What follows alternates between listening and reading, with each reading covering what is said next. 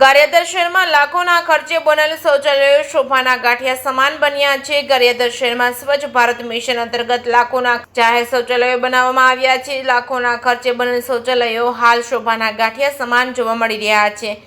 આજે અમારા મીડિયાની ટીમ દ્વારા રિયાલિટી ચેક કરતા જાહેર શૌચાલયો ખંભાતી તાળાઓ લટકતા જોવા મળ્યા છે। ભારત સરકાર દ્વારા કરોડોના ખર્ચે સ્વચ્છ ભારત મિશન અંતર્ગત જાહેર શૌચાલયો બનાવવામાં આવ્યા છે। તેના ઉપયોગ માટે જાહેરાતનો ખર્ચ કરવામાં આવ્યો છે, પરંતુ છેલ્લા ઘણા સમયથી સંચાલનનો અભાવ અને પાલિકા તંત્રની નિષ્કાળજીને પગલે શહેરના જુદા જુદા વિસ્તારમાં બનેલા જાહેર શૌચાલયો બંધ હાલતમાં હોય છે।